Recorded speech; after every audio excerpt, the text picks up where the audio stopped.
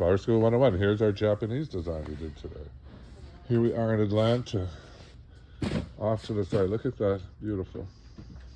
It's called parallel design because of parallel and horizontal lines. It's one of my favorite designs. It's a very masculine design because those are masculine lines. Wow. There's another one. Parallel design. It's based on different schools of Japanese flower design. Oh, I love this one. Look. Whose is this? Hi, I'm Maggie Jackson. I own Big Hart Farm, Hart like Hart County, so H-A-R-T. We're right in Hartwell, Georgia, South Carolina line. We produce about 40,000 plus zinnia plants a year and harvest beautiful flowers. And they're available in bulk to wholesalers. So all my wholesaler friends, call this girl. Yes. You know how zinnias are hard to find. She's got them. Here's another parallel design from one of my students, Perfection. And here's our last one, Flower School 101. Yeah, I know. I'm like.